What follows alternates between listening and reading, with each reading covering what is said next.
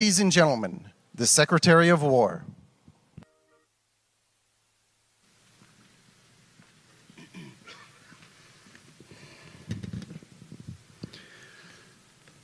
Well, you've heard from me, so now it's the main event, our Commander-in-Chief. I have the privilege every single day of watching him put America first, of ensuring that our warfighters have everything they need. His compass is clear. He's easy to follow because you know he has our back. I was thinking backstage, the man who was the Commander-in-Chief when the War Department was created was George Washington. The man who was president when the War Department was reestablished is President Trump. And when he found out about this gathering of senior leaders, he said, I would be honored to come in order to address and thank the incredible Americans who defend our nation. He has a heart full of gratitude and love for what you do, and we get a chance to see it every day. And I'm honored that this morning you all firsthand get to see it as well.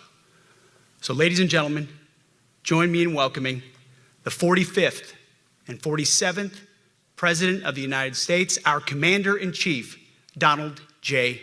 Trump.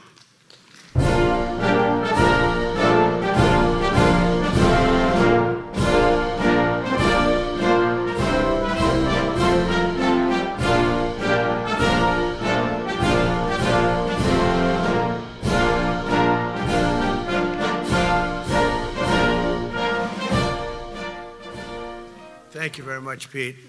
Great job you're doing, too. Fantastic job. I've never walked into a room so silent before. This is very... Oh, don't laugh. Don't laugh. You're not allowed to do that. You know what? Just have a good time. And if you want to applaud, you applaud. And if you want to do anything you want, you can do anything you want. And if you don't like what I'm saying, you can leave the room. Of course, there goes your rank. There goes your future. But you just feel nice and loose, okay? Because we're all on the same team. And I was told that, sir, you won't hear a murmur in the room. I said, we got to loosen these guys up a little bit. So you just have a good time. But I want to thank Secretary Hegseth and General Kane, General Raisin Kane for a reason, they call him that. When I heard his name, I said, you're the guy I'm looking for. The Joint Chiefs of Staff and so many others in this room who together represent the greatest and most elite fighting force in the history of the world, the United States military.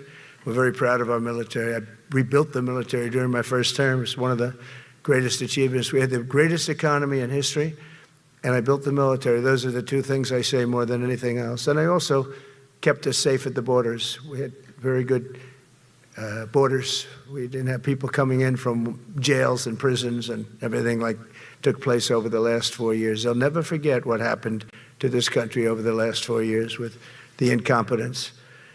There could be no higher honor than to serve as your Commander-in-Chief. It is a great honor. I look at you, you're just incredible people. Central casting, I might add. To each and every one of you, I thank you for your unwavering devotion to the armed forces and to the country that we've all sworn a sacred oath to defend. We all have that oath, every one of us. I'm thrilled to be here this morning to address the senior leadership of what is once again known around the world as the Department of War. I know Pete spoke about it. He gave a great speech, I thought. Great speech. I don't want him to get so good. I hate that. You know? No, I hate it. I almost fired him. I said, you can't, I don't want to go on after that. No, he gave a great speech, but he talked about Department of War. We were sitting there. I said, didn't it used to be called the Department of War? And he goes, yes, sir. They changed it like in the early 50s. So we won the First World War. We won the Second World War. We won everything in between and everything before that. We only won. And then we went, in a way, woke. That was probably the first sign of wokeness. And we changed it to defense instead of war. And I said, what do you think? How do you think if we changed it back? Would that be a nice idea? And Pete loved it immediately. Some people thought about it. You know, they gave it a little thought. But in the end, we did it. And I have to be honest, it's so popular. I thought it would be met with fury on the left. But they're sort of giving up, I must be honest with you. They've had it. They've had it with Trump. They've been after me for so many years now. Here we are. Here we are. Come to the White House anytime you'd like. No, they've given up. They're bad, a lot of bad people. But all over, it's been so popular. It's been very popular. I really thought that we were going to have to sort of fight it through. There's been no fight. There's been no fight.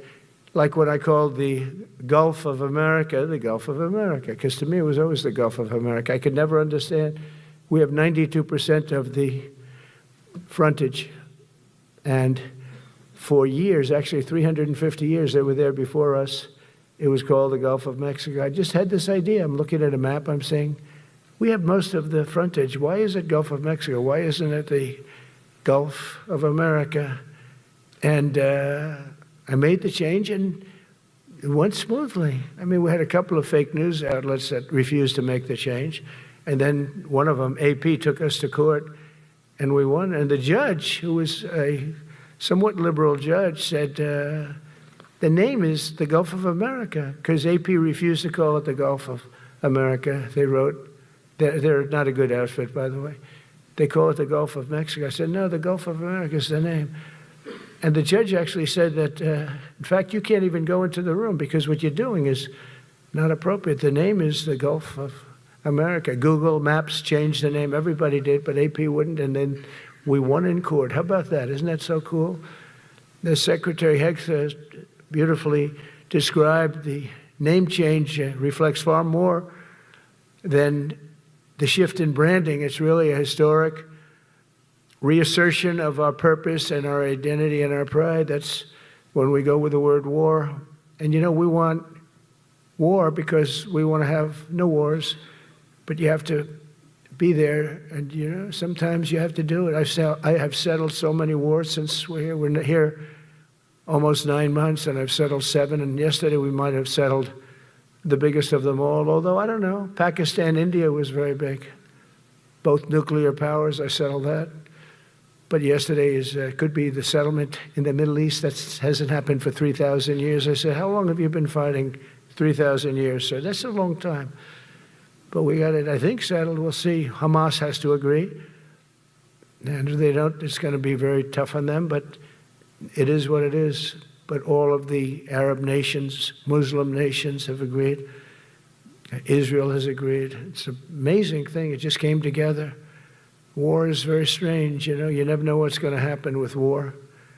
The easiest one of them all is Putin. I said, number one, it's a war that would have never happened if I were president, if the election weren't rigged. And if I were president, that war would have never happened, not even a little chance. And it didn't happen for 4 years. But I knew Putin very well, and I thought that would be easy because I know him so well. Well, that one turned out to be the hardest of them all. We had some that were not settleable, and they all got settled. So if this works out, that we did yesterday, with the Middle East, then that's more than a war. That's lots of wars. That's all combined. That's a lot of wars. Many of you were over there in many different capacities in many different countries. That's a big part of the earth. But if that works out, it would be 8+. I could give myself 2 or 3 for that one. And then we just have the one to settle, and we have to settle it up with President Putin and Zelensky. Got to get them together and get it done. But the only way we can do that is through strength. I mean, if we were weak, they wouldn't even take my phone call. But we have extreme strength.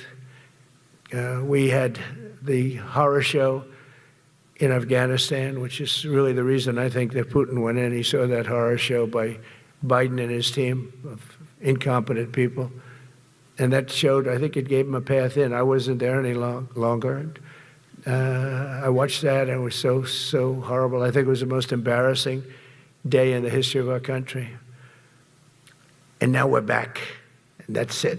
We're not going to have any of that crap happen, I can tell you.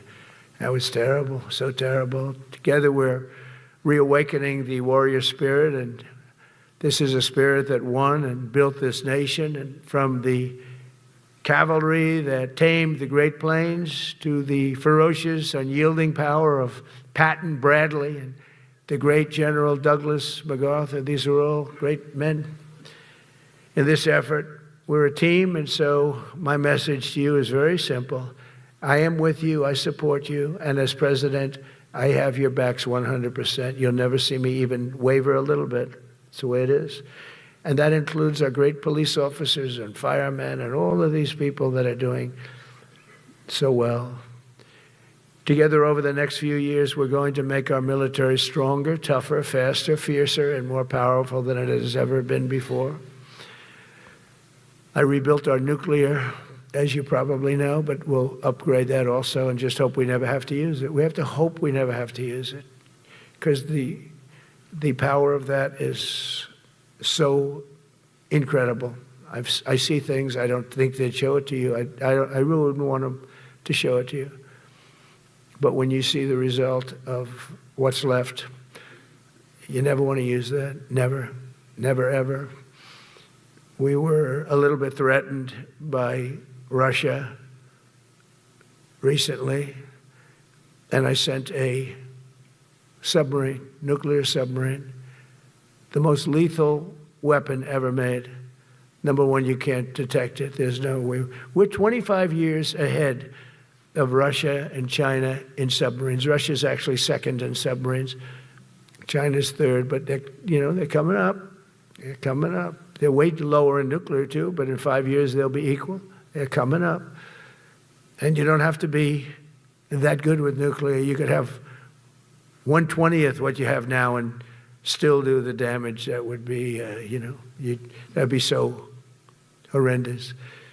But I announced that, based on his mention of nuclear, and it was really a stupid person that works for him mentioned the word nuclear, I moved a submarine or two, I won't say about the two, over to the coast of Russia, just to be careful, because we can't let people throw around that word.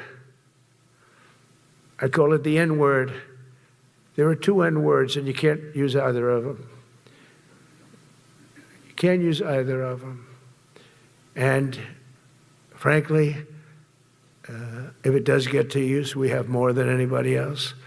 We have better, we have newer, but it's something we don't ever want to even have to think about. But when somebody mentions it, that submarine started immediately thereafter. And it's just lurking, but I'm sure we're not going to have to use it. But it's an amazing, it's undetectable, totally. Ours is, theirs isn't. Theirs are totally detectable. We can detect them easily. We go right to the spot.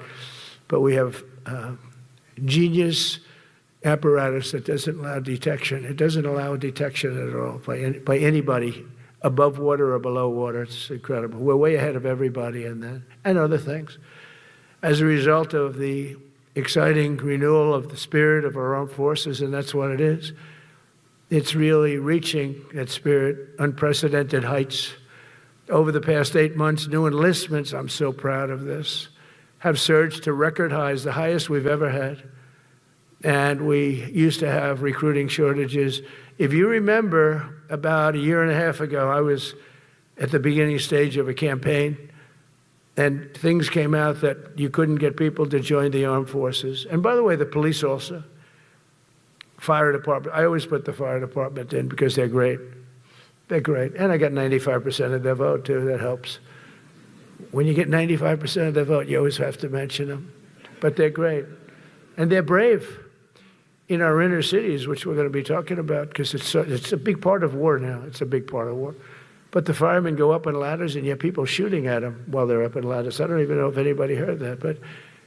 And I said, don't talk about it much, but I think you have to. Our firemen are incredible. They're up on one of these ladders that goes way up to the sky, rescuing people, and you have animals shooting at them, shooting bullets at firemen that are way up in death territory. You fall off that ladder, it's over. It's over. They don't even have to inspect you when you hit the ground. And you have people shooting bullets at them in some of these inner cities. We're not going to let that happen. So I always mention the firemen because that's actually a big problem we have. And they are unbelievable. Like you, they're unbelievable people. For the first time on record in 2025, the Navy, Air Force, and Space Force all met or surpassed their recruiting goals 3 months early. That never happened before. And the Army did even better. Congratulations, Army. They met everything. And these were the highest standards because we're making it larger. So these were much higher standards than you had 4 years ago, 3 years ago, during the Sleepy Joe Biden era. And the Army did it 4 months early. And you remember, a year and a half ago, they said the big stories that we're way behind with the Army, Air Force, the Navy, the Marines, we're way behind, Coast Guard, and even Space Force. I love Space Force because that was my creation. You know, when you create something, I love it. And the people we put in there were good. I got that right. We put in great people initially, and we've really dominated. We really dominate in that sphere now. We're way behind China and Russia, and now we dominate. Space Force turned out to be a very important thing. I said from the beginning, you know, when Biden came into office, he wanted to terminate it. He said, and this thing called Space Force, so we could get rid of that. And he got hammered by the people in this room for even suggesting it, because it's very important, one of the most important. And as time goes by, it'll get more and more important. But we're now at 106% of our recruiting targets for the year, and that's the best in far more than a generation. And for the Marines, morale is so strong that the Marine Corps will meet its 2026 retention targets before the end of October, which never happens. And that's the earliest it's ever happened in the history of our country. And it makes you feel good, you know. I felt guilty. I'd go make a speech in front of never people like you. You are the leaders, but people, soldiers. And I felt embarrassed because there'd be stories about, you know, we couldn't fill up our Army, Navy, Air Force. We couldn't fill them up. And it was headlines. It was headlines. It was during Biden's 4 years. The auto pen, I call him the auto pen. It's, how would you like to have your thing signed by an auto pen? You know, when I have a general and I have to sign for a general because we have beautiful paper, the gorgeous paper, I said, throw a little more gold on it. They deserve it. I want the A paper, not the D paper. We used to sign a piece of garbage. I said, this man's going to be a general, right? Yeah. I don't want to use this. I want to use the big, beautiful, firm paper. I want to use the real gold writing when you talk about the position, and they're beautiful. And, but how would you like to have that where some kid sitting in the back office is having it signed with an auto pen? I thought about it, and I thought about you people first, admirals, generals. I said, somebody works his whole life. He gets into maybe the academies or wherever, but however you got there, and you go through years of work, and now you become an admiral or a general or whatever. And when you do, the President of the United States signs your commission, as you know, and that commission is beautifully displayed. And I sign it. Actually, I love my signature. I really do. Everyone loves my signature. But I signed it very proudly, and I always think to myself, how can you have an auto pen sign this? It's just so disrespectful. To me, it's just totally disrespectful. And it turned out that almost everything he did was signed by auto pen, except for when he gave his son, Hunter, pardon. He signed that one. And that's actually the worst signature I've ever seen. That was the bad. The auto pen looks much better. But as leaders, our commitment to every patriot who put on the uniform is to ensure that American military remains the most lethal and dominant on the planet, not merely for a few years, but for the decades and generations to come, for centuries. We must be so strong that no nation will dare challenge us, so powerful that no enemy will dare threaten us, and so capable that no adversary can even think about beating us. And we've had it recently. I had India and Pakistan were going at it, and I called them both. And in this case, I used trade. I'm not going to trade with you. Used to 2 nuclear nations, big nuclear. And no, you cannot do that. I said, yes, I can. You go into this frickin' war that I'm hearing about. You know, actually, they just shot down 7 planes. 7 planes, it was starting. There's a lot of bad blood. And I said, you do this, there's not going to be any trade. And I stopped the war. It was raging for 4 days, but that was just the beginning. And we stopped it. It was a great thing. And the Prime Minister of Pakistan was here, along with the Field Marshal, who's a very important guy in Pakistan, and he was here 3 days ago. And I didn't even realize it as beautiful as he said it, but he said that to a group of people that were with us, 2 generals, but a group, he said, this man saved millions of lives because he saved the war from going on, and that war was going to get very bad, very, very bad.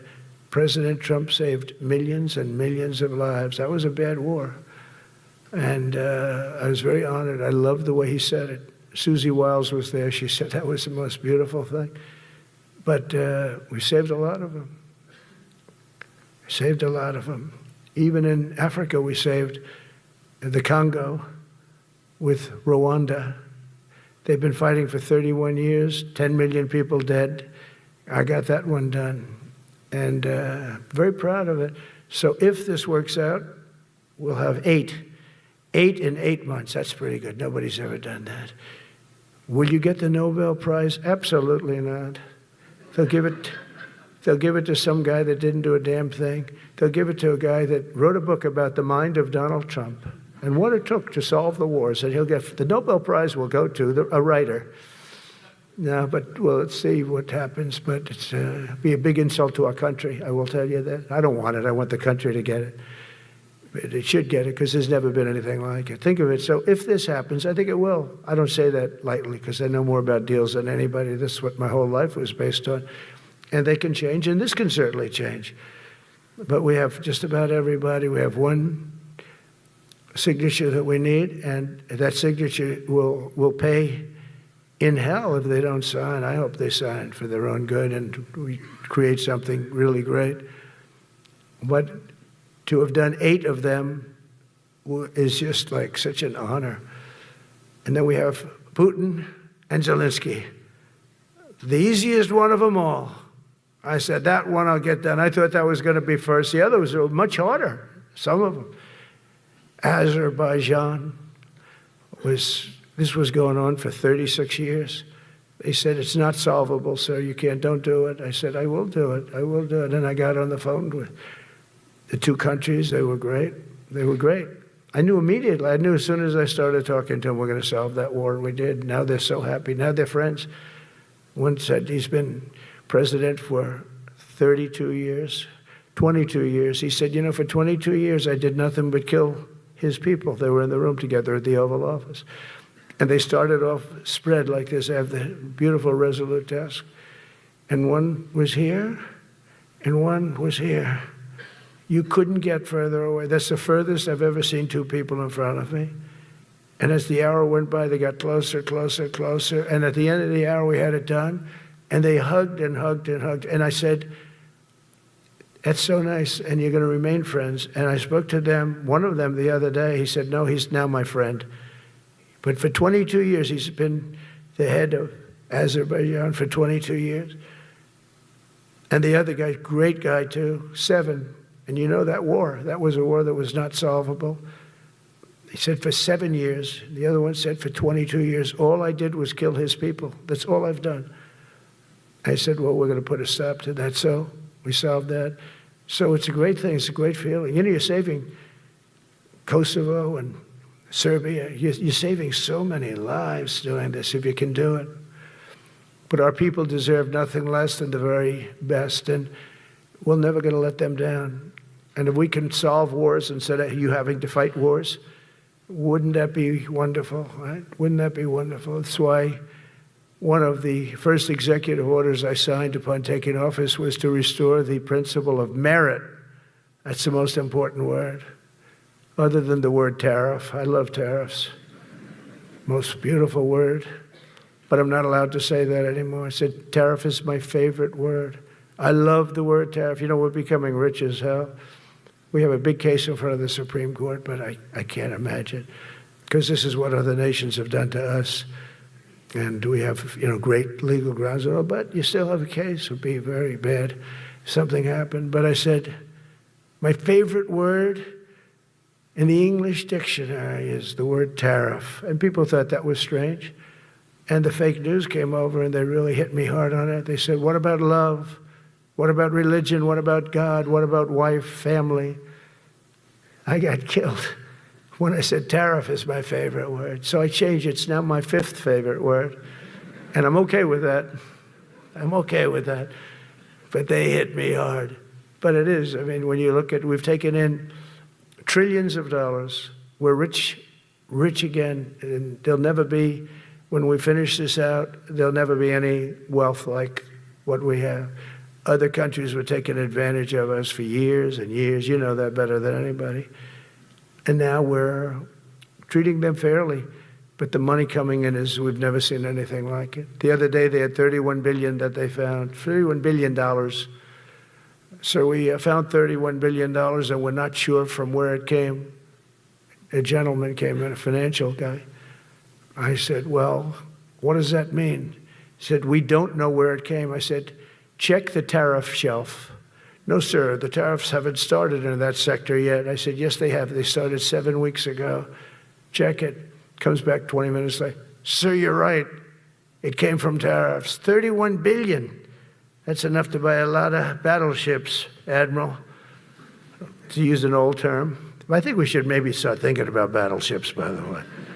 You know, we have a Secretary of the Navy. He came to me because I look at the Iowa out in California, and I look at different ships and the old pictures. I used to watch Victory at Sea. I love Victory at Sea. Look at these admirals. It's got to be your all-time in black and white. And I look at those ships. They came with the destroyers alongside of them, and man, nothing was going to stop. They were 20 deep, and they were in a straight line, and there was nothing going to stop them. And we actually talk about, you know, those ships. Some people would say, no, that's old technology. I don't know. I don't think it's old technology when you look at those guns. But it's something we're actually considering, the concept of battleship. Nice 6-inch side, solid steel, not aluminum. Aluminum that melts if it looks at a missile coming at it. Starts melting as the missile's about 2 miles away. Now, those ships, they don't make them that way anymore. But you look at it, and your secretary likes it, and I'm sort of open to it. And bullets are a lot less expensive than missiles. A lot of reasons. I should take a vote, but I'm afraid to take that vote because I may get voted out on that one. But I tell you, it's something we're seriously considering. There were powers. There were big powers. They were just about as mean and scary as you could be. And so we're looking at that. One of the biggest cases that we won was the decision of the United States Supreme Court to allow us to proceed on the word merit. Merit. So those two words are right up there. So this is, I would say, the opposite if you ask for a definition, the opposite of political correctness. We went through political correct where you had to have people that were totally unfit to be doing what you're doing for many reasons. I won't get into them. But for many reasons, they were unfit. Now, it's all based on merit. That was such an unbelievable decision. I didn't expect we were going to win that one. We went in. We said we needed it. We went in for colleges, you know, where kids with a C average are getting into the best colleges, and the kids with A averages won't get in. And kids with the highest boards and the highest marks and the best marks couldn't get into the best schools. And people that had not good boards and not very good marks, I mean, okay, but nothing special, they were getting into our best colleges. I said, this is just crazy. You can't run a country like this. And it was lingering for years, and it got to the Supreme Court, and we won that decision. Merit, everything's based on merit. You're all based on merit. We're not going to have somebody taking your place for political reasons because they are politically correct, and you're not. We take the people that are going to do the best job. That's all. It's very simple. And that's the way our country was built. We were built on merit. We got away from it for a long time. And everyone understands it. And it was done. It was approved. I give great credit to the Supreme Court because I thought they had tremendous courage. I didn't think they'd do that. That was tremendous. I give them maybe for that decision almost more than anything because it's a hard decision to make. It's really hard. The apparatus of our country was not set up for merit. It was set up for political correctness. And you can never be great if you're going to do that. And we're going to be greater than we ever were before. We're bringing back a focus on fitness, ability, character, and strength. That's because the purposes of American military is not to protect anyone's feelings. It's to protect our republic, and it's the republic that we dearly love. It's to protect our country. We will not be politically correct when it comes to defending American freedom, and we will be a fighting and winning machine. We want to fight, we want to win, and we want to fight as little as possible. You have to count on people like me to keep you out of wars, because we don't want to go into wars. Many of the wars that I just told you about, we could have entered those wars and settled them in a different way, lose a lot of our troops. And we could have settled them, I guess, differently. Maybe not, actually. Actually, you might not have been able to settle them. We just would have been in the middle of a lot of firepower. But when we do need it, you're going to be so ready. And you know it. But very importantly, with that goal in mind, I've committed to spending over $1 trillion on our military in 2026, and that's the most in the history of our country. $1 trillion, that's a lot of money. I hope you like that. Ma'ams and sirs, I hope you like it. That's a hell of a lot of money. We have the best of everything. Every branch is seeing major investments, and as I announced in the Oval Office in March, we are rapidly moving forward with the first ever 6th generation fighter jet. I didn't name it. I did not name it. Boeing came in and they said, sir, this is our submittal. It's the greatest fighting jet ever done. And you know, they're testing all these planes, all the companies are testing, and this one tested like through the roof. And they said, we'd like to name it the F-47. I said, all right, let me think about it. Then after thinking for about 2 seconds, I said, okay. You know what that means, 47, I'm 47. So I'm 45, 46, and 47, you know, if you think about it. I just don't want the credit for 46. I don't want to have their open borders and people coming in from all over the world, including jails and mental institutes. I don't want that on my record, but I like having it. We're investing tens of billions of dollars in modernizing our nuclear deterrence capabilities like never before. And we've begun construction on what we call the Golden Dome missile defense shield. It'll be the most sophisticated in the world. You watched it do well until they had some problems at the end with a little bit of a lack of ammunition, defensive ammunition, but they've got that taken care of. But I tell you, it's what we're doing is so good, and we deserve it. You know, we help other countries with it. We don't have it ourselves. And Canada called me a couple of weeks ago. They want to be part of it.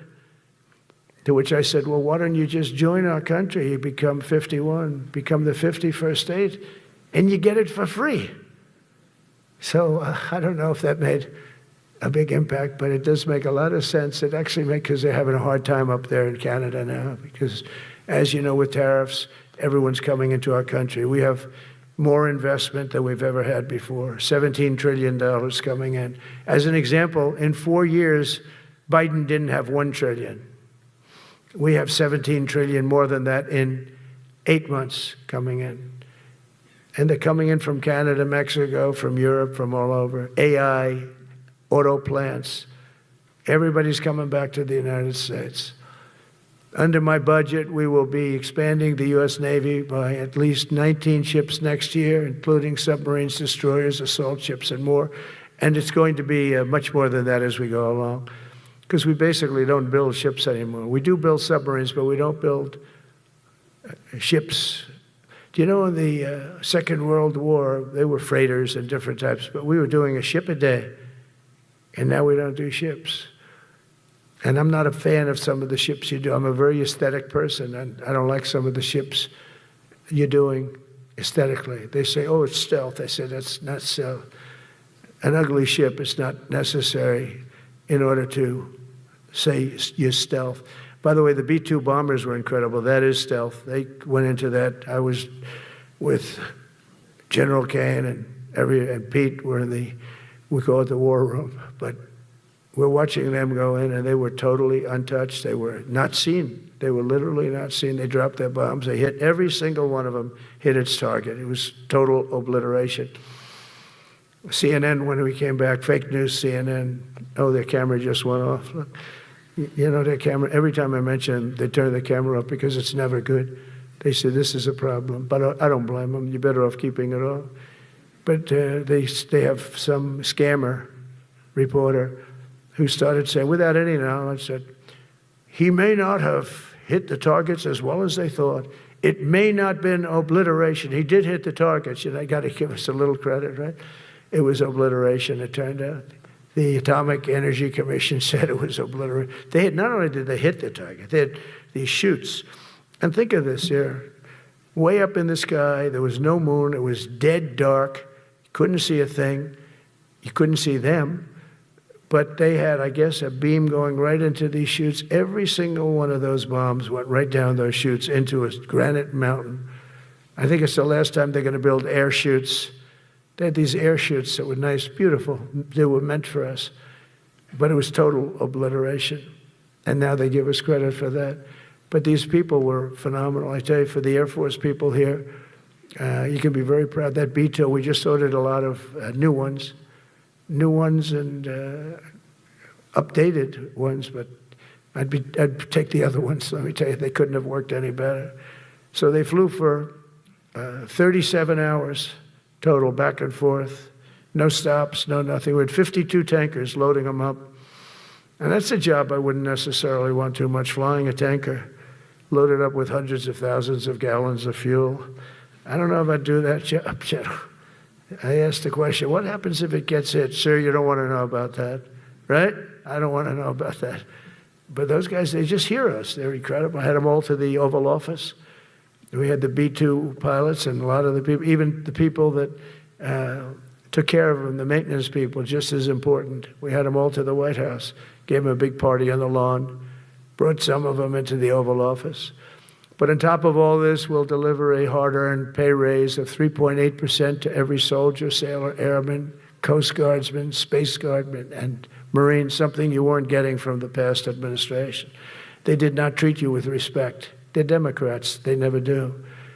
Not only are we rebuilding our great strength, but for the first time in years, my administration is actually using that strength to defend the core and vital interests of America. And very simply, we are putting America first. And I have since I've been elected. I've always put America first. It's sort of simple, you know, when you think. My campaign was run on common sense, and we did great. We got the highest numbers ever received in terms of districts. You know, they have it broken up, 2,500 versus 525. We won every swing state. We won the popular vote. We won everything. We won everything. You have to take a look at the map. It's almost entirely red, except there's a little blue line on each coast, and I think that's going to disappear too. We did really great, and part of it is because of our success with the military, the rebuilding of the military, the vote that I got from the military, and they're vicious people, you know, that we have to fight, just like you have to fight vicious people. Mine are a different kind of vicious, but they spread all these horrible, you know, they made up statements and said what I said about everything, but even about the military. But fortunately, the military didn't believe it. It's hard. You know, they make up a statement and they said, you say it. We had 25 people that said he never said that. 25. We had 25 affidavits. And they said, well, we're going with it anyway. You know, these sleazebags. And it's why the press is really losing all power, because people aren't believing it. We need an honest press. We need borders. We need borders. We need an honest press. We need fair elections. I mean, those three things. And we don't have an honest press. We have a really corrupt press, but we fight through the corrupt press. And the people understand you have to do this stuff a lot. You have to go on television a lot because you can't get a fair shake if you're going to rely on somebody else. They don't understand. They've destroyed the image of media now is at the lowest point it's ever been. It's lower than Congress. Can you believe that? It's something. But together with many of you in the room, we've brought back the fundamental principle that defending the homeland is the military's first and most important priority. That's what it is. Only in recent decades did politicians somehow come to believe that our job is to police the far reaches of Kenya and Somalia, while America is under invasion from within. We're under invasion from within. No different than a foreign enemy but more difficult in many ways because they don't wear uniforms. At least when they're wearing a uniform, you can take them out. These people don't have uniforms. But we are under invasion from within. We're stopping it very quickly. After spending trillions of dollars defending the borders of foreign countries, with your help, we're defending the borders of our country from now on. We're not going to let this happen. Biden let people come in from prisons, mental institutions, drug dealers, murderers. You know, we had 11,488 murderers allowed into our country by this guy who had no clue. He had no clue. He shouldn't have been there in the first place, but he had no clue. The people that ran the office, the White House, were people that surrounded him, radical left lunatics that are brilliant people, but dumb as hell when it came to policy and common sense. And they allowed people from all over the world, from the Congo. They opened up prisons in the Congo. They came into our country totally unmatched, unvetted, unchecked. And from all over, South America, not just South America. You know, you think South America, no, but from all over. A lot came in from Venezuela. Venezuela emptied its prison population into our country. That's why they have Tren de Aragua, one of the worst gangs ever. But we took care of them. We took good, strong care of them. And I just want to thank the National Guard in Washington, D.C. It's embarrassing to say this. Now I can say it because we solved it, but Washington, D.C. was the most unsafe, most dangerous city in the United States of America, and to a large extent, beyond. And beyond that, you go to Afghanistan, they didn't have anything like that. You go to countries that you would think there's problems, they didn't have that. And now Washington, D.C., after 12 days of serious, serious intensity, we took out 1,700 career criminals. If you have 5 career criminals, they can make your numbers look very bad because they'll commit many crimes a day. But we took out 1,700, and they took them out. There was no doubt who the boss was. They did an unbelievable job. Then they started even cleaning. I said, I don't want them doing that, sir. They were cleaning it up. I drove through it 2 days ago. It was beautiful. People are walking down the street holding hands, man and wife, coming from Iowa. They're not worried about being shot. Washington, D.C. is now a safe city. In fact, I went out to dinner with my crew. I haven't done that. In theory, I wouldn't do it. And I felt totally safe. And nobody's been attacked. Nobody's been hurt. Washington, D.C. went from our most unsafe city to just about our safest city in a period of a month. We had it under control in 12 days, but give us another 15, 16 days. It's perfect. And people other than politicians that look bad, they think, you know, the Democrats run most of the cities that are in bad shape. We have many cities in great shape too, by the way. I want you to know that. But it seems that the ones that are run by the radical left Democrats, what they've done to San Francisco, Chicago, New York, Los Angeles, they're very unsafe places. And we're going to straighten them out one by one. And this is going to be a major part for some of the people in this room. That's a war, too. It's a war from within. Controlling the physical territory of our border is essential to national security. We can't let these people in. You know, we had no people enter in the last 4 months. 0. Even I can't believe that. You know, we had millions coming in, pouring in. 25 million all told. And of those 25 million, many of them should never be in our country. They would take their worst people and their people from prisons and jail, and they'd put them in a caravan and they'd walk up. CNN was interviewing one person. Oh, why are you coming? I want freedom. Good. Were you in jail? Yes. For what? Murder. I said, you were in for, you had to see this anchor, a young woman. She's like, I couldn't believe. She'll probably lose her job. But because the left doesn't want to hear that. But we're running it based on common sense and based on love of our country. But I want to salute every service member who has helped us carry out this critical mission. It's really a very important mission. And I told Pete, we should use some of these dangerous cities as training grounds for our military, National Guard, but military. Because we're going into Chicago very soon. That's a big city with an incompetent governor, stupid, stupid. They threw him out of his family business. He was so stupid. I know the family. He becomes governor. He's got money.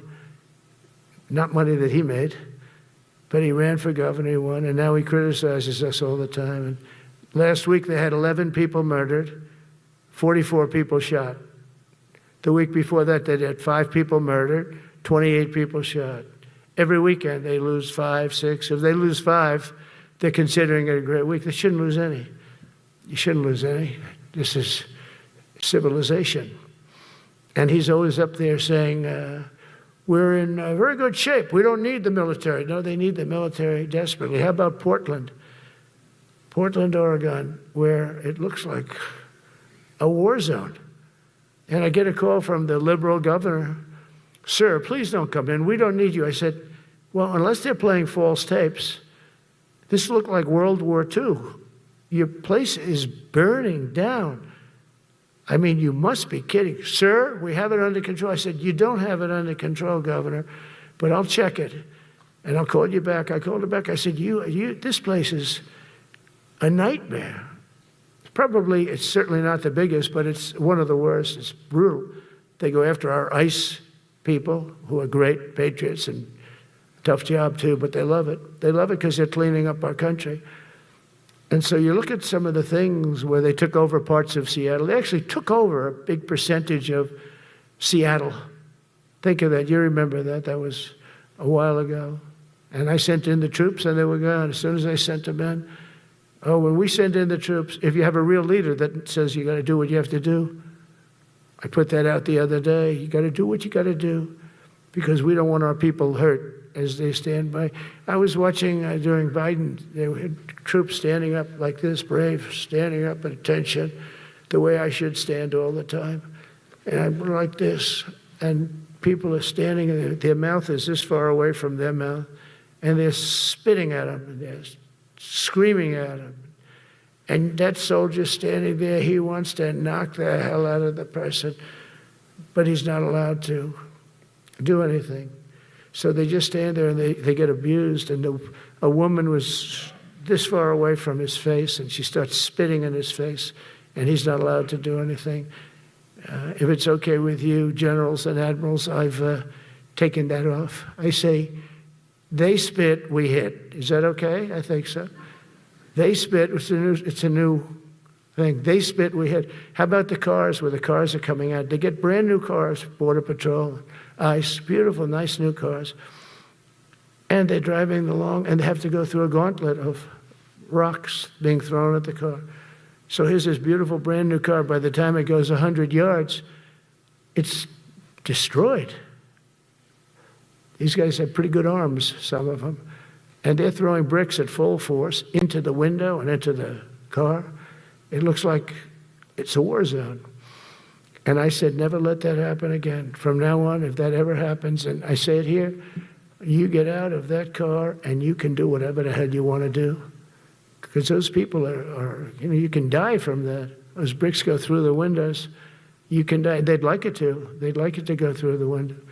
But this was a couple of months ago. They just kept driving and bricks are hitting the car. And I said, why aren't they stopping? Because they were under orders from the past administration, never stop. But that's different with us. We stop. And since I gave that order, we haven't had that problem. It's very interesting. It's amazing.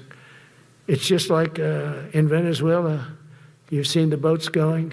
We can't find any more boats. They're carrying drugs, massive. Every boat kills about 25,000 people. That's what they have. They had fentanyl mostly and a lot of other drugs. And we take them out, and we've taken out 4. And it's on air. Everybody gets to see it. Not that we like to do that, but every boat kills 25,000 on average, 20. Some people say more. You know, you see these boats, they're stacked up with bags of white powder. That's mostly fentanyl and other drugs too. And now we have a problem. General Kane says, sir, there are no boats out there. Not even fishing boats. They don't want to go fishing. I don't blame them. There'll be no fishing today, you know.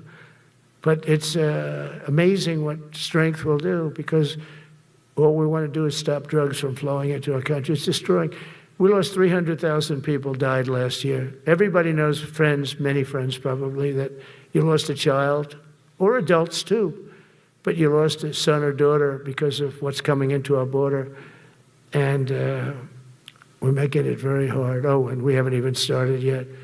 Last month, I signed an executive order to provide training for a quick reaction force that can help quell civil disturbances. And this is going to be a big thing for the people in this room because it's the enemy from within, and we have to handle it before it gets out of control. It won't get out of control.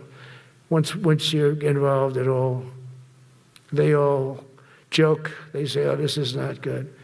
You saw it in Washington. We had gangs of Trendy Arag with 10, 12, 15 kids, and these military guys walk up to them, and they treat them with disrespect, and they just got pounded.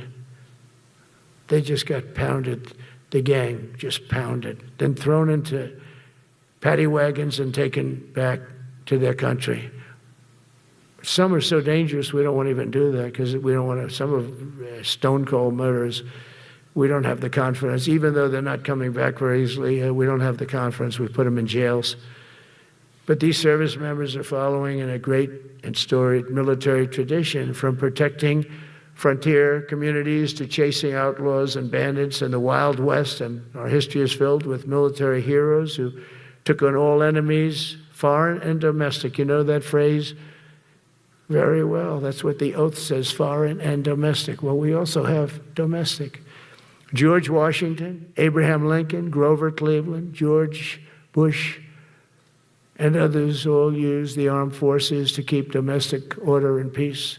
Many of our leaders used the military to keep peace. Now they like to say, oh, you're not allowed to use the military.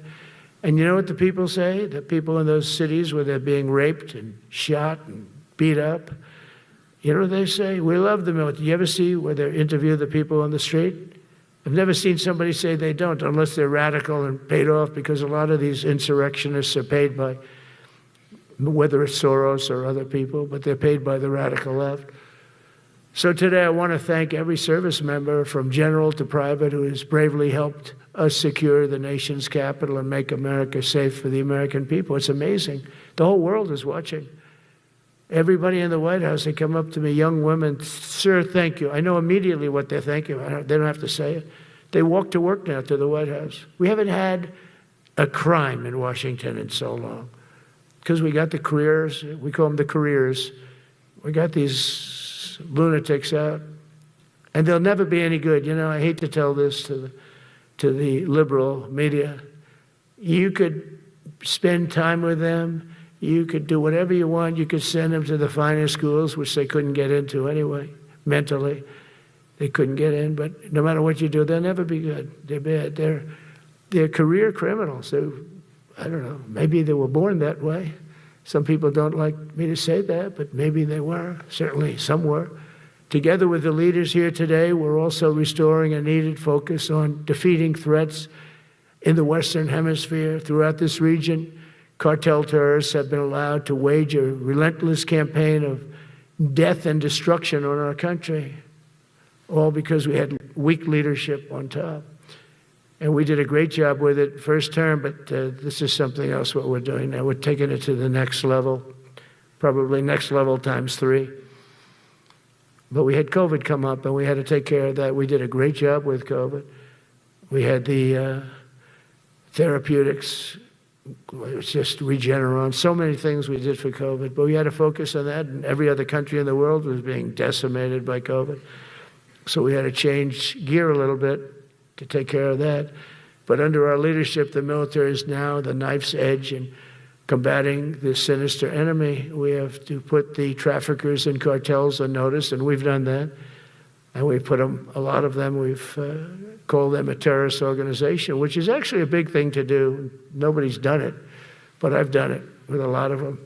It gives you a tremendous advantage. If you try to poison our people, we will blow you out of existence, because that's the only language they really understand. That's why you don't see any more boats on the ocean. You don't see any boats. Around Venezuela, there's nothing. As president, I will never hesitate to defend our people from threats of violence, from the horrible plague that's taking place from within the Iran nuclear power, the Iran, all of the great power that we thought existed, we blew it out to kingdom. We took advantage of it, and we just really took advantage of it, and it was a beautiful thing to see, and that's what military power can achieve. That's why I chose Raising Cane. He's fantastic, by the way. I hope you all agree. If anybody disagrees, could I please have your hand? Who disappears at Raising Cane is no good? Just raise your hand. I don't see any hands raised. All right.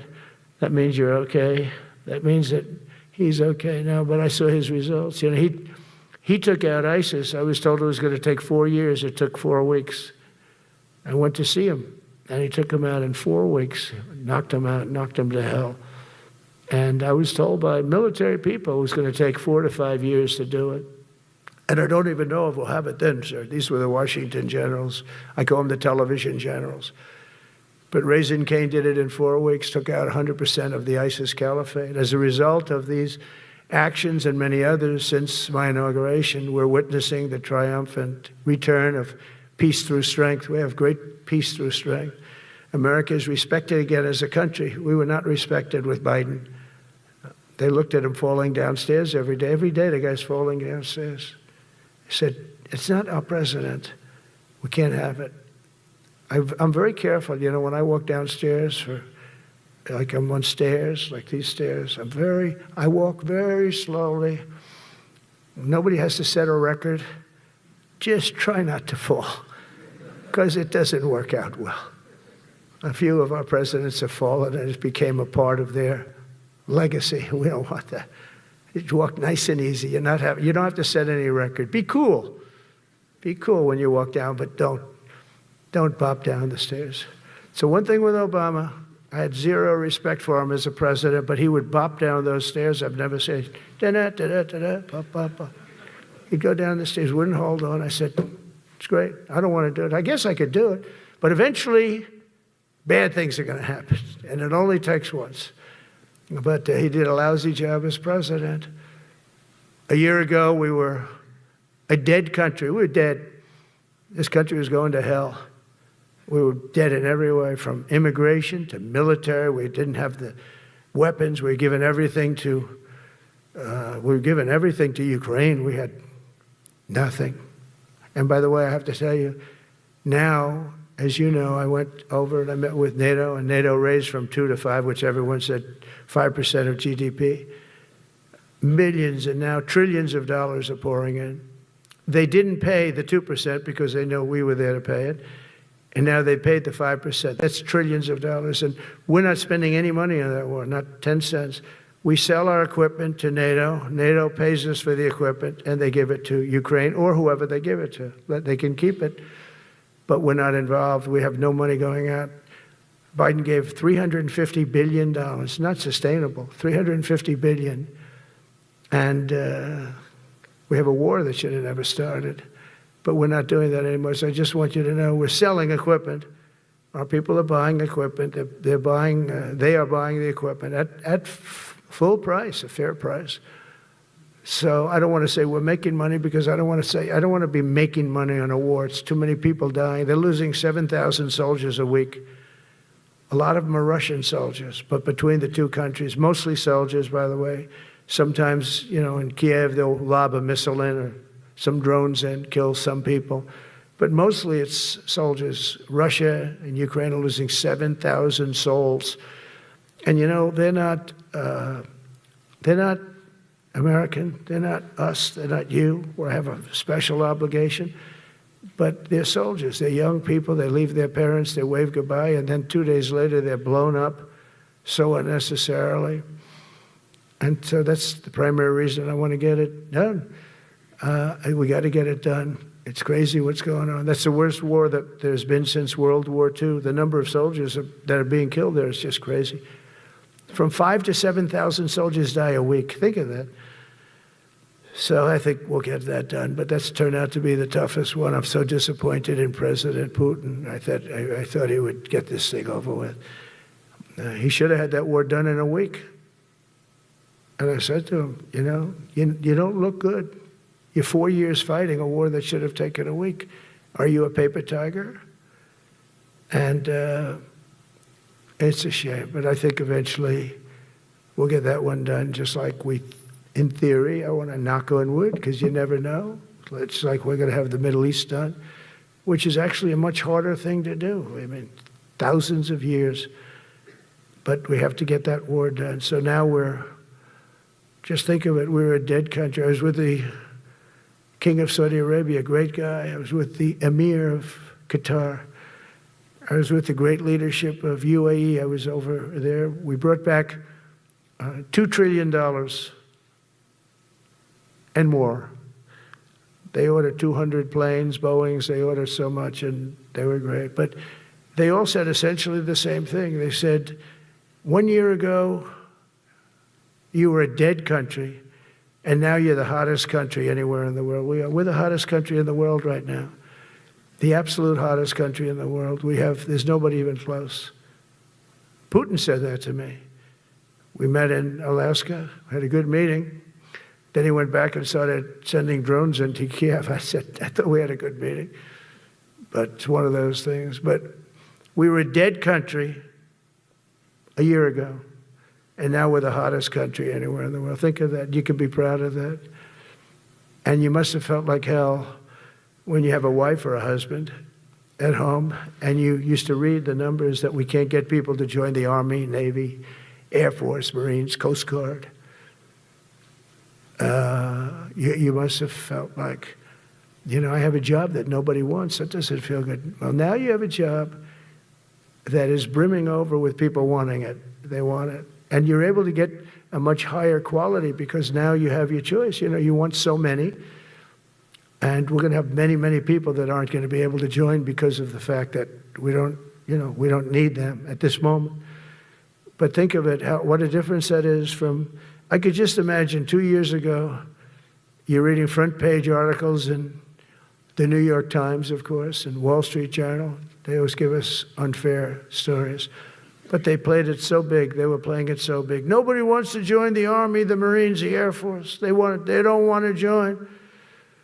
They don't want to join the Coast Guard at all. Nobody wants to join. Nobody wants to join our police forces. Our police forces also. It's almost went hand in hand. And I used to say, boy, I'm speaking in front of the military today, and it's embarrassing because I'm speaking in front of people who have a job that other people don't want, but now you have a job that everybody wants. So I think that has to make you feel good. It's one of the reasons I love being here today, because I wanted to say that. I have to say that. Everybody wants to be in the Army, the Navy, the Air Force, the Marines. If you think the Coast Guard and Space Force, our beautiful Space Force, it's a whole different world. And now they're signing up, by the way, seriously big numbers for the police. Dangerous job, isn't it? Huh? Fire department. But that's the paving the way for progress once thought almost impossible. I mean, a year ago, you wouldn't have thought that was possible. A year ago, they were talking about making the military smaller because they can't get the people to join. We're thinking about making it larger because we have so many people. And it's nice to be able to cut people because of merit that aren't really qualified for any reason, a physical reason, a mental reason. You don't have to take them anymore because you have the pick of the litter. And they all want to be with you. They all want your job. They want to be with you. They want to work with you. They'll even take your job, Got to be a little bit sharp. You got to watch it. But everybody wants to be doing what you're doing now. What a difference. When I speak to you, and I can say that as opposed to a couple of years ago when I was talking to rooms where they were desperate to get people and they couldn't get them. What a difference a presidential election can make. That's all it is. It's just a presidential election. Yesterday at the White House, we put forward a plan for peace in Gaza. We announced it, and we're going to create something that was my idea, but unfortunately I got drafted. It's going to be called the Board of Peace, and it's going to reign over that territory, and we're going to get that done. And they asked if I'd be the chairman of the Board of Peace. I wasn't counting on that. I had the idea for the Board of Peace. But I said yes, and I guess because of that, every leader, everybody wants to be on the board of peace. And we're going to watch over that very volatile part of the world and keep it non-volatile so you don't have to get involved. We want to save you for other things or save you for nothing from that standpoint. We don't want you fighting wars, but if you have to, you're the most lethal fighting force in the world. And I would say that even 2-3 years ago, but now I say it with great enthusiasm. It's so true. And we're striving tirelessly to end the terrible war in Ukraine. And as you know, we're also working hard to get the allies to share more of the burden of our defense. Much of that has really already taken place. But all NATO members have committed to the increase that I talked about. Think of that. That was unthinkable. It used to be 1%, then we got it up to 2% in my last term. And they did not like it. And now I got it to 5%, and I get along great with all of them. In fact, they call me the president of NATO. I said, I don't think so. But they're great. They're great people, and they're spending a lot of money, and a lot of money that they should have been spending in the past. But I think Putin was a wake-up call for them, really.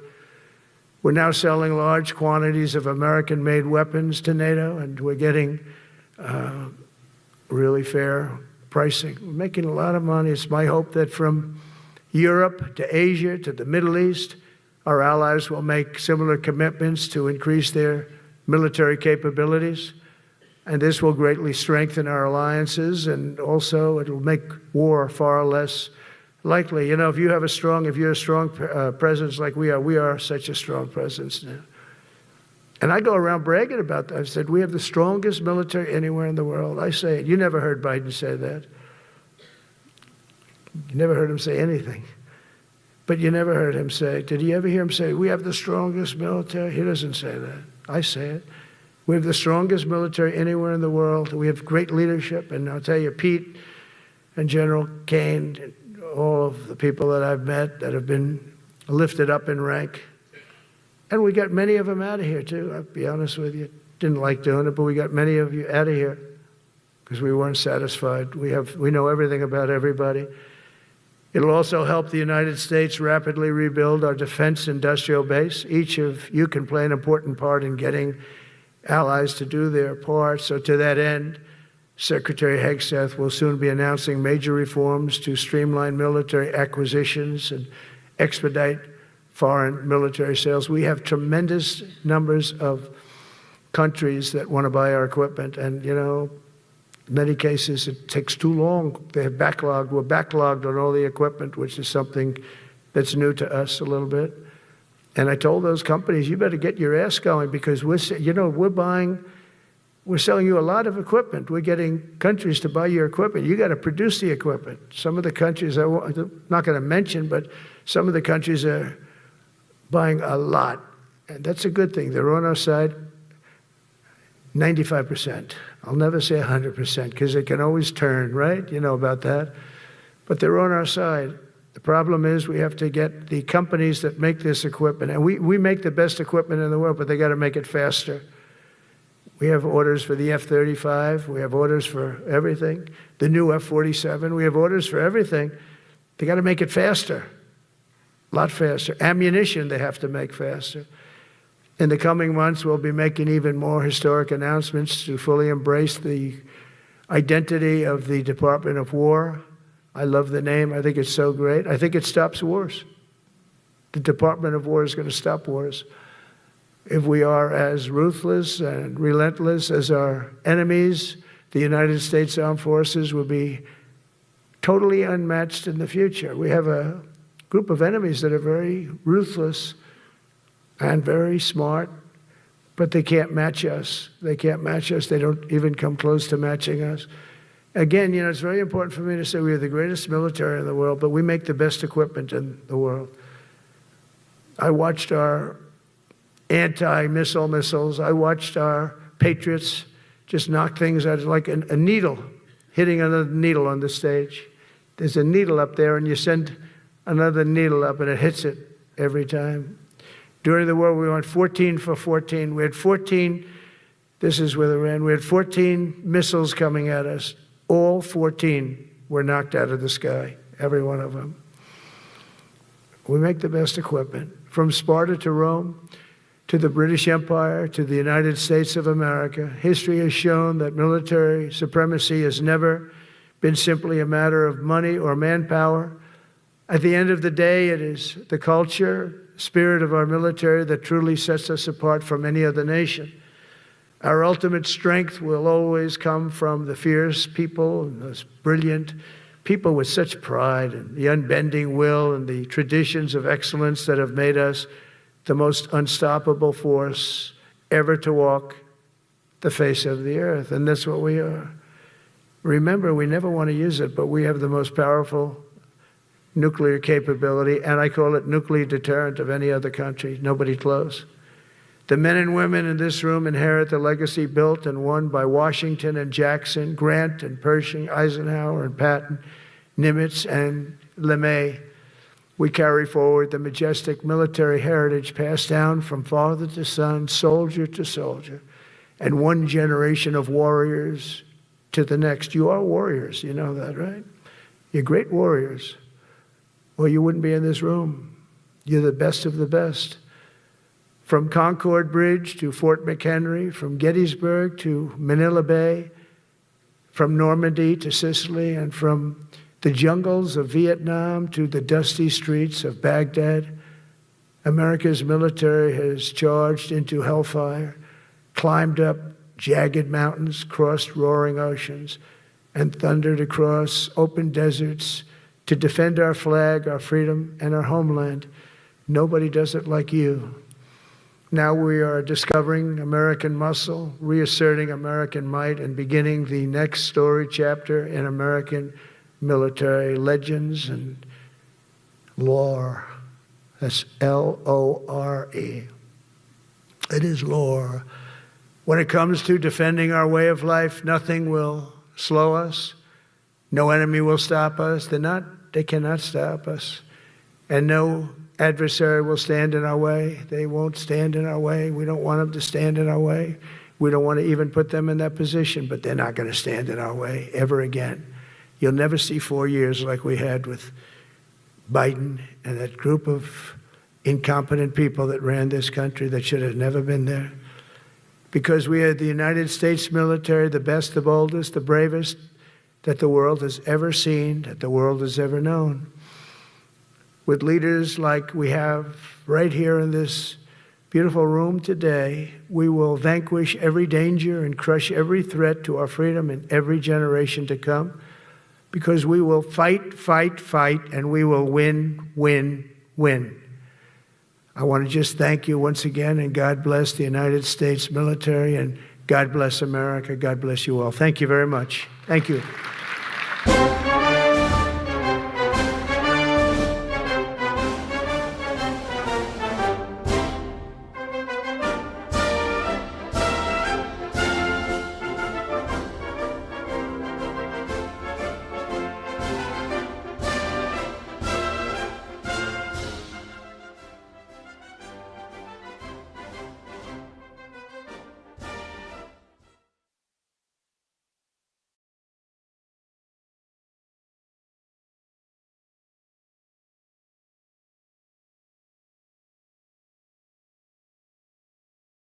Thank you very much. So today we're honored to swear in Jeanine Pirro, somebody I've known for a long time, and she's an incredible person, an incredible woman, as our new interim United States Attorney for the District of Columbia. That's a big deal. And I'd like to congratulate Jeanine and her whole family. And we have Christine with us, and Alex, I know, is in a very, very important place right now. And the two children, but they're not children anymore. And I've heard that, Christine, you're doing unbelievably well and very successful at a great law firm. So it's great to have you with us. Thank you very much. Over 5 decades, Jeanine Pirro, known by millions as Judge Jeanine, has devoted her life to the pursuit of justice, the defense of freedom, and the fair, equal, and impartial rule of law. And that's what she's about. She was a great DA.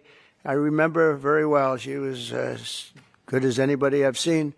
She began a career in 1975 as an assistant district attorney in Westchester County, New York, where she prosecuted violent crimes And that was a serious prosecutor. And she went after real criminals, not fake criminals like we seem to do today nowadays, people that shouldn't be prosecuted, including rape, murder, and was a tireless warrior on behalf of the most vulnerable people in our society. In that role, Jeanine helped create one of our country's first domestic violence bureaus. I think it was the first, Jeanine.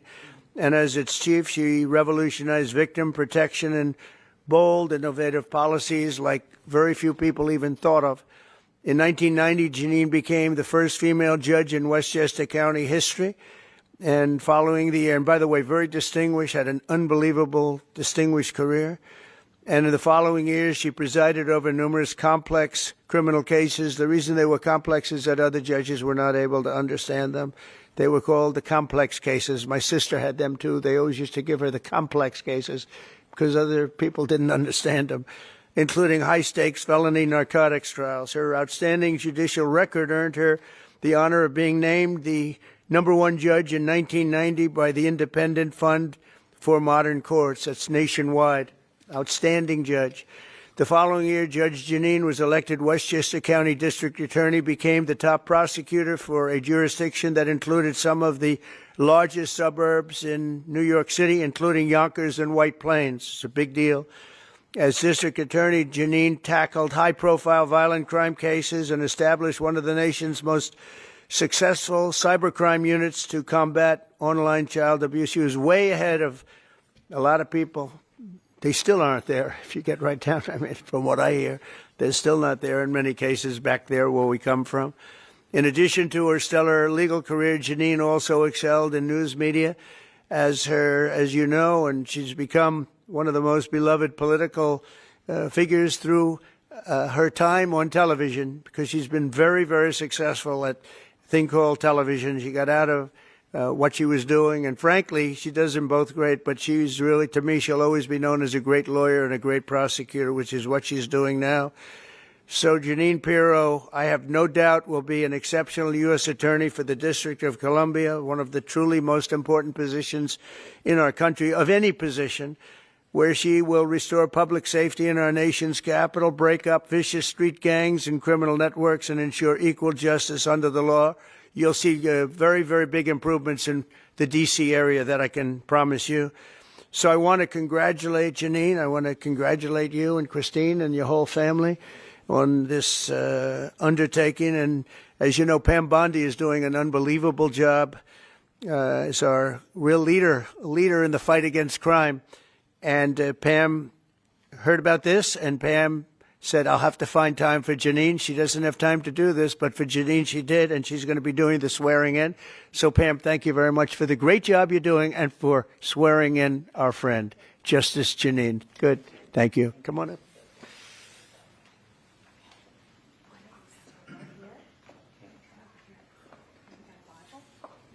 Oh, you're there.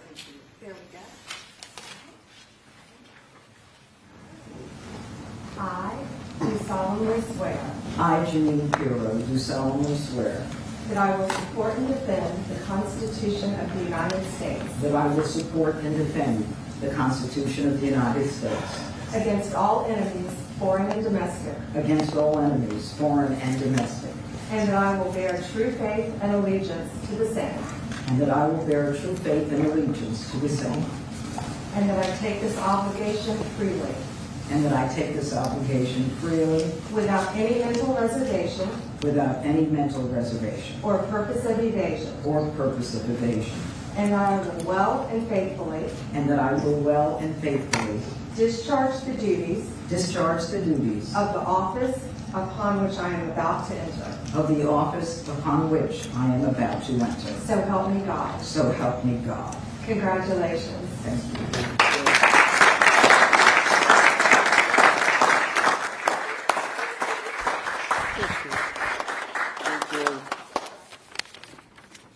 Thank you, Mr. President, and thank you, Madam Attorney General, both my friends for many years. Long ago, I went to law school to study about justice and to bring justice to victims of violent crimes, women, children, and the elderly. I fought to give them a voice in a system that was both blind and deaf to their concerns. I dedicated my heart and soul to making sure that there was a system that responded to them. My profile and my prosecutorial successes garnered public attention, and my life took unexpected turns. Through all of this, President Trump, you have remained as steadfast as one of my earliest supporters and champions. You never wavered. You were always steadfast, trustworthy, and confident. Today, Mr. President, you bring me back to my roots. And it is a larger arena, but no less an arena where we need justice, where we need to send a message that justice will be honored in the District of Columbia. And just last week, here in our nation's capital, two people on the brink of beginning their life had hopes and dreams that were never realized because a cold-blooded murderer made a decision to shoot them down on the streets on a cold, rainy night in our nation's capital. This will not go without just accounting. My voice should be heard loud and clear. No more tolerance of hatred, no more mercy for criminals. Violence will be addressed directly with the appropriate punishment. And this city will again become a shining city on a hill in an America that President Trump has promised to make great again and will make safe again.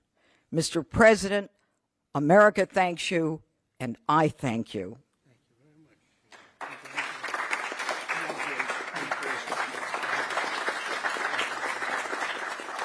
Any questions for Janine? Any questions? Oh, boy. Anything for Janine? You just want to talk to him. I get it.